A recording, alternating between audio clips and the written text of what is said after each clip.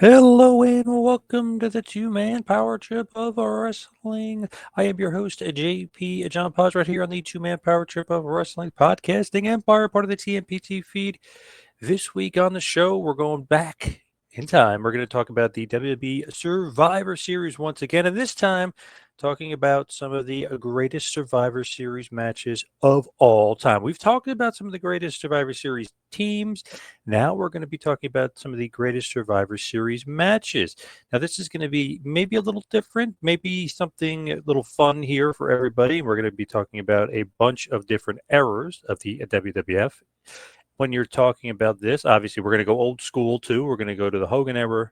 We might even talk about the Attitude Era. We are, of course, definitely going to be talking about the New Generation era a little bit as well, surprisingly, and maybe some current wrestling as well. Not too current, but some current wrestling as well. I feel like the Survivor Series lately, or maybe the last couple of years, has been great because of war games in some aspects, but in some aspects, you're not getting the traditional Survivor Series feel as far as some of those 5-on-5, just old school elimination matches. Obviously, the war games is not elimination. All the guys got to get in the ring, and then it's submit or surrender to end it. So it's a little bit different, maybe a little bit different than WWF, or what we're used to in the world of the WWE, being a longtime WWE fan. But it is cool as far as being an old school WCW and old school NWA fan as well. So let's break it down. Let's talk about it because it's going to get interesting here. And let's talk about some of the greatest Survivor Series matches of all time. Let's go back 2014 here. Now, this is one of the ones that I'm going to be putting out here as an honorable mention, not necessarily the greatest match of all time, and kind of a weird hodgepodge of guys as far as who's in the actual match itself. But it was actually really good, and the crowd is really, really into it. And of course, the end of this match is probably the best, with the Sting making his WCW debut and attacking Triple H during this and kind of ruining Triple H's team. But this is 2014, and this is Team Cena versus Team Authority. You got Cena, Ziggler, Big Show, and Eric Rowan and Ryback versus Rollins, Kane, Rusev, Mark Henry, and Luke Harper. So just want to throw out there for some honorable mentions. I'll do 3 honorable mentions, and then I'll get into some of the best. So that's honorable mention number 1. Honorable mention number 2, let's go to the winner take all 2001 WCW versus WWE Survivor Series. Team WWE versus, technically here, Team ECW / Team WCW. This, while I thought it was a great match, and I do, as of, we talked about last time as far as some great teams, I do think the Rock's team and Team WWF is an all-time great team. I just think that the team of Team WCW / ECW just makes literally no sense, and it was just hodgepodge and throw it together, and that's why I wouldn't put it on the actual list, just because I absolutely hate the essence of this team so much. It just doesn't make sense. Austin isn't Team WCW ECW. The guy was fired from WCW via FedEx, or infamously. Why would he help WCW? Shane McMahon, I know technically storyline-wise, is the owner of WCW, but come on, he's a WWF guy. Kurt Angle never even was in WCW. He's a typical WWF guy, kind of a WWE legend, if you will. I mean, at this point, he's kind of an up-and-comer, but still, he's WWE through and through. RVD, obviously, ECW, Booker T, WCW. Those are the only 2 guys that actually make sense to their respective teams, but it wouldn't have made it otherwise. But I will throw it on honorable mention because it's a great match, and the crowd is really into it, and it's obviously high stakes because winner takes all. If WCW and ECW wins, they stay and they take over. If they lose, they're gone. WWF, same thing. If they win, they just continue on being the WWF. If they lose everything. So it was a huge, huge match. And the finish is a little convoluted with some turns. Of course, you knew Kurt Angle wasn't really a part of that team, and he's going to turn. So it is what it is. But I will throw it out there as an honorable mention. Steve Austin, Shane McMahon, Booker T, RVD, and Kurt Angle in 2001 versus The Rock, Chris Jericho, Big Show, Undertaker, and Kane. Now, the last but finally not least, not a traditional Survivor Series match, just like a few that we're going to name later on. But here we go. 2002 Survivor Series, the Elimination Chamber. Had to throw it on there. Great match. Was there live for this one at Madison Square Garden? Really, really fun match. Good match. Was the first Elimination Chamber. Was really innovative. Was really different. Really cool. And obviously, you had 6 pretty damn good guys in the match as well to pull this off.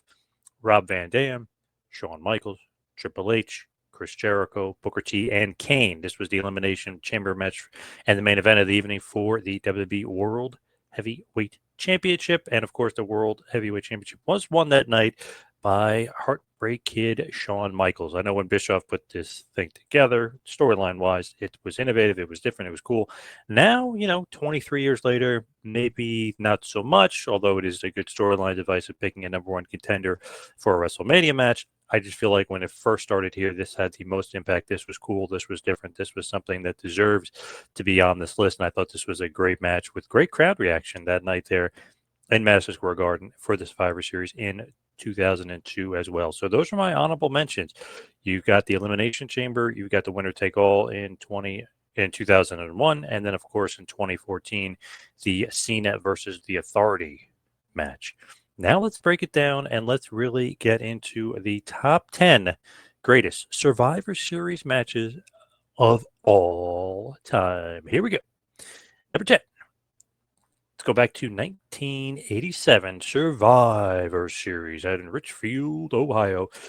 There were some really good matches on this card and some matches I really, really did enjoy. And it's interesting because I could have went in a different direction here and I could have put the main event of this show, which I thought was a great match and one of my faves, with Andre, Butch Reed, King Kong Bundy, One Man Gang, Rick Rude defeating Bigelow, Hogan, Morocco, Patera, and Order. But I'm going different here. I'm going 10 on 10 Survivor Series Tag Team Elimination match. The British Bulldogs, Davey Boy Smith, Dynamite Kid, the Killer Bees, B. Brian Blair, and Jim Brunzell, the Rougeau brothers, Jacques and Raymond, Strike Force of Rick Martel and Tito Santana, and the Young Stallions, Jim Powers and Paul Roma, defeating the Bolsheviks, Boris Zukov and 𝐂𝐈𝐒, the new Dream Team, Dino Bravo and Greg Valentine, Demolition, Axe and Smash, Hart Foundation, Bret Hart, Jim Neal and Neidhart, the Islanders, Haku and Tama as well. So that's it. I'm going to put the Babyface Tag Team over the heels in the 10 on 10 Survivor Series Elimination match. Good stuff there. Really, really enjoyable match. Of course, the Survivors may be a little bit surprising. The Killer Bees and the Young Stallions back there in 1987. So kind of want to stay on this same page, kind of want to stay here and focus in on 1988 this time around. But same match. We're going to go with the Tag Team Elimination match once more. Gotta love it. This was one of those things where not only was it a great match, not only was it a nice, long, great match, but it was really used as a huge storyline device in pushing a huge storyline going forward. So the Powers of Pain, Warlord and Barbarian, the Rockers, Shawn Michaels and Marty Jannetty, the British Bulldogs, David Boy Smith, Dynamite Kid, the Hart Foundation, Bret Hart and Jim Neal Neidhart, and the Young Stallions, Paul Roma and Jim Powers, defeated the Demolition, Axe and Smash, the Brainbusters, Arn Anderson, Tully Blanchard, the Bolsheviks, Nikolai Volkov and Boris Zukov, the fabulous Rougeau brothers, Jacques and Raymond, and the Conquistadors, Uno and Dos, and get the big win there. Of course, the Survivors were just the Powers of Pain, the Warlord, and the Barbarian. Why? Because Mr. Fuji turned on the Demolition, Axe and Smash and aligned himself with the Powers of Pain. Great storyline device. Very rarely do you see this done well. I mean, obviously, Bret Hart and Steve Austin at WrestleMania 13. We'll more on them later, by the way. We'll talk about them in a little bit. But this is one of those things where they turned the Powers of Pain heels and they turned Demolition babyface, and they're off to the races to have a great feud. And obviously, Demolition becomes one of the most over tag teams of all time, one of the greatest WWF tag teams of all time, if not one of the greatest tag teams of all time, period. So great job here. Great double turn, which was done to perfection here in 1988 and done during this tag match. Next up, 1996, Madison Square Garden, your main event of the evening. Simply tells me we're not done with Survivor Series 1996, but this was a terrific matchup here for the WWF World Heavyweight Championship. Maybe a little bizarro world, which tend to happen in Madison Square Garden. Psycho Sid defeats Shawn Michaels to win the WWF World Heavyweight Championship. When you look at this match and you just look at what was going on at the time, Michaels is, Vince's big baby face. He's he's the golden child. He's the Hulk Hogan. He's, the Bruno Sammartino. He's supposed to be the big baby face of the evening, big baby face of the show. And boy, does he get booed out of the building. I was there live again for this one. Loved it. Great match. Was rooting for Sid through and through.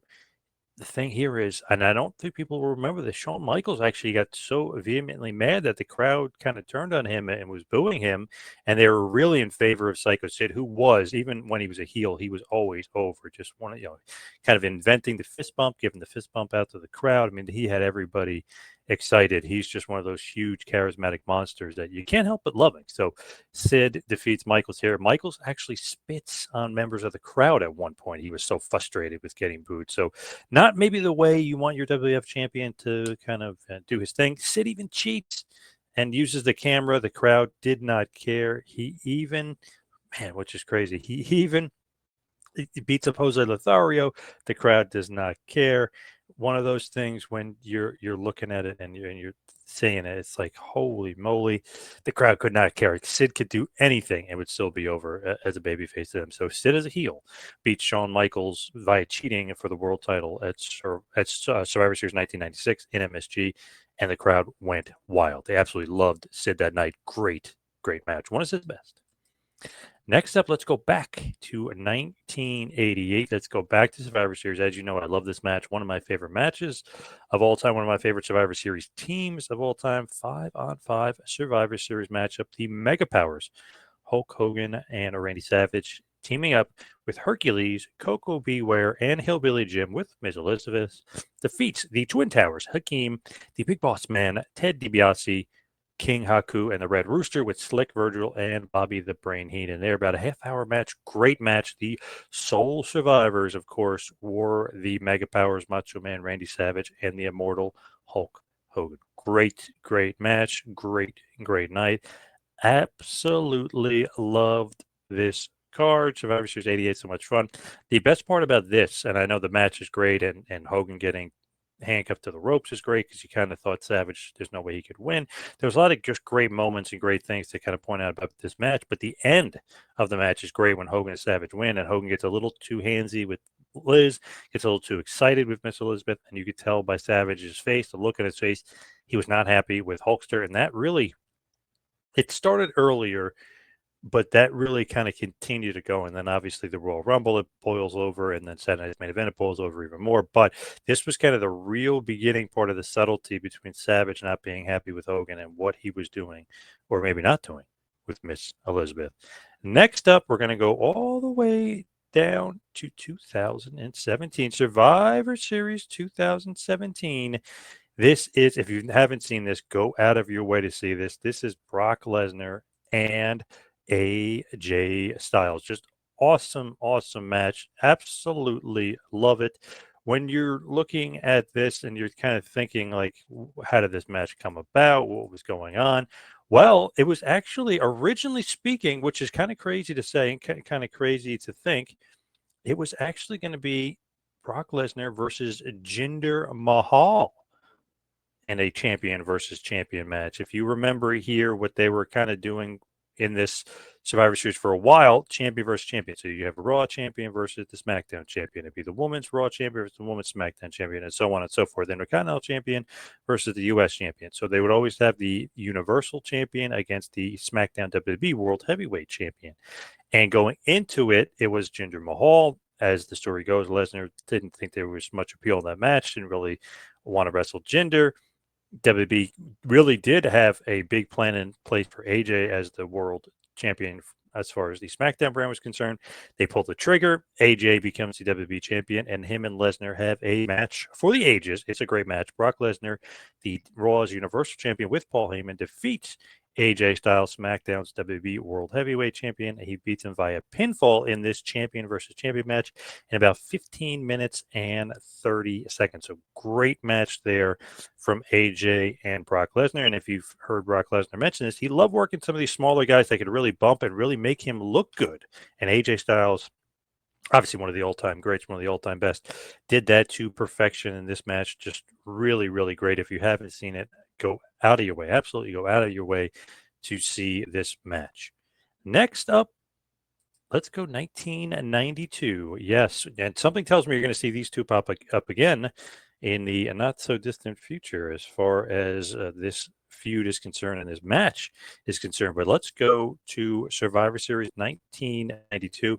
Kind of a crazy show, kind of one of the shows that's in flux. Warrior's supposed to be a part of the show. He's not on the show.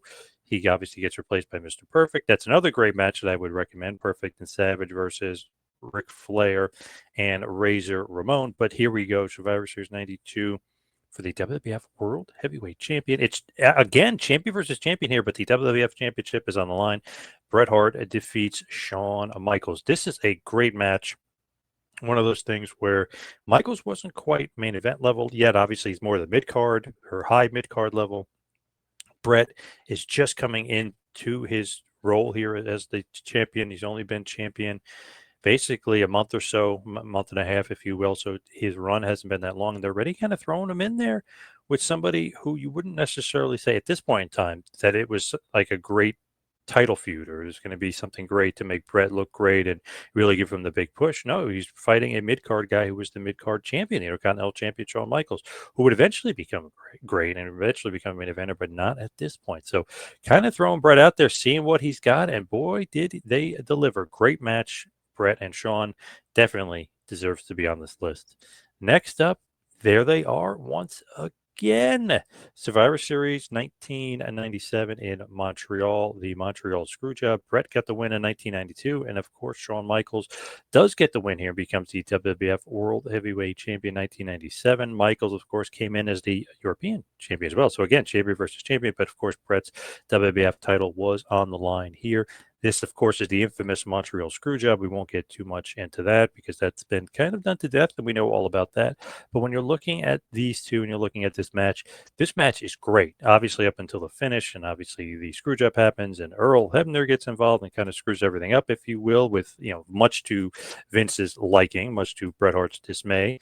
When you're looking at it and you're kind of viewing this match, though, to be honest, this was better than the 92 match up until the finish. This was great. I mean, they were brawling all over the place. It felt real. The crowd was nuts. You didn't know what was going to happen. The aura of unpredictability was out there. Just one of those things where it was going awesome. The match was great. It was going to be an all-time classic until the Montreal Screwjob happened in the finish. And then things don't go the way they probably should. Though, if you want to kind of say it, and obviously that's why it's on the list where it is here, a little bit ahead of 92, I think this match was better than the 92 match, and it could have been even better, and it maybe even could have been higher on the list had it not been for the finish of the Screwjob. So this match, go out of your way to see it. Great match, maybe up until the finish. Next up, again, Brock Lesnar is making the list. We're going to 2018. What many consider to be Brock Lesnar's best match of all time. And maybe you haven't seen it, or maybe you don't think that, or maybe you might disagree. I kind of lean towards maybe yes. Brock Lesnar, the Raw's Universal Champion, once again here in 2018. We talked about it in 2017, but he's champ again here. Paul Heyman, of course, in his corner. Daniel Bryan, of course, is SmackDown's WWE champion, and they're doing the champion versus champion match. This time around, it does get the main event. Last year, Raw versus SmackDown in 2017 got the main event over Lesnar. AJ, this year, Lesnar, Bryan Danielson does end up, Daniel Bryan, WWE style, does end up getting the main event. If you have never seen this match, go out of your way to see it. It is awesome. There's a great point where Lesnar is just kind of destroying Daniel Bryan in this match. The ref gets distracted, a little bit of a ref bump, and boom, there's a low blow by Daniel Bryan, and he really takes it to Lesnar. I mean, he is going to town on Brock. You've seen guys maybe beat up Brock before, but not of that stature where it's a smaller dude beating the hell out of Brock. It is just awesome. It's fascinating. And again, Lesnar went out of his way to say how great of a match it was and how great Daniel Bryan is, how we love working with guys like Daniel Bryan. So I would go out of my way if I have never seen this match to see it. It is awesome, especially after the beginning part of the match when Lesnar is really kicking his ass. And you're like, wow, this is a squash, man. This is crazy. Boy, does it heat up after the ref bump. Brock Lesnar ends up defeating Daniel Bryan in 19 minutes in the champion versus champion match. So he gets the supremacy for Raw and gets the win, but it goes 19 minutes, and he sells like crazy for Bryan Danielson too, aka Daniel Bryan, which is awesome because he is the SmackDown champion at that point. So it is great. Go out of your way to see this. You will kind of be surprised with the selling of Lesnar in this one. This is a really, really great match. Next up, Arguably Diesel's best match. I would say that it is. Arguably one of the greatest matches of all time. Arguably, obviously, here, my second top match here. You got one more to go after this, but Diesel versus Bret Hart, 1995 Survivor Series for the WWF World Heavyweight Championship. Talked to Bret about this. I've talked to Nash about this. This match is unbelievable. The selling, the psychology, everything is absolutely off the charts here for these two. Absolutely love the chemistry. This is just laid out perfectly, as Diesel has mentioned to me that Bret Hart laid it out perfectly. Really the first ever table bump in the WWF, which looked great and looked realistic and looked like, holy crap, how the hell did that happen? What in the world is going on here? Great stuff here. Bret Hart ends up defeating Diesel via the small package, via the roll up.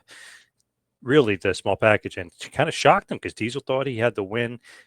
After the match, they zoom into Diesel's face. His reaction seems very real. He seems very annoyed, very pissed off. It just came off awesome. Just great psychology, great match. These two really knew how to have a great match together.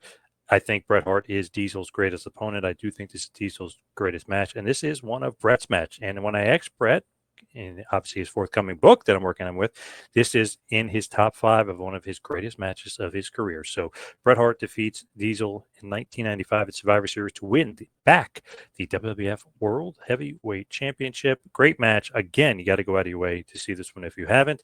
If you have seen it, I would go out of your way and watch it again. Really, really fun stuff. And man, the psychology is on point, breaking down Diesel fighting back, Diesel thinking he has the win, getting a little cocky, a little overconfident, and boom, Bret surprises him with the small package victory. Let's move on here to the greatest Survivor Series match of all time, and it is Bret the Hitman Hart. Once again, it is the Bret show here, it seems like, for the Survivor Series and the top matches of all time. Bret Hart versus Stone Cold Steve Austin, the number 1 contendership match, Survivor Series 1996, Madison Square Garden. This is an awesome one. This is an epic. If you want to go back and watch the greatest Survivor Series match of all time, it might be part of one of the greatest Survivor Series shows of all time because it was really fun, really good, really exciting. Awesome card all the way around, got to be honest. Really enjoyed the main event, but this was even better. Bret versus Steve Austin. Some say, and some have argued, maybe not me, but some have argued that this match is actually better than their WrestleMania 13 match as well. So just to throw that out there, Bret Hart defeats Steve Austin in this match. Little homage to the Bret Hart Roddy Piper finish 4 years earlier at WrestleMania, with a little bit different because Piper had in the sleeper and Austin here has it on the $1 Million Dream, and Bret has a very creative roll-up finish while Austin's hands are stuck in the $1 Million Dream, and he gets the 1, 2, 3 over Austin here. But this is a classic. This is awesome. Go out of your way to see this one. You will not be disappointed. Awesome match here between Bret the Hitman Hart and Stone Cold Steve Austin, with Bret Hart winning here at Survivor Series 1996. So there you have it. The top 10 greatest Survivor Series matches of all time, right here on 2-Man Power Trip. You can follow me on Twitter and Instagram at 2-Man Power Trip. Check out the website, patreon.com/TMPT Empire. And go to TeePublic, teepublic.com/store/TMPT, and get your Hogan era gear today. I'd like to thank everybody out there for listening. See you right back here next time. Have a good one, folks.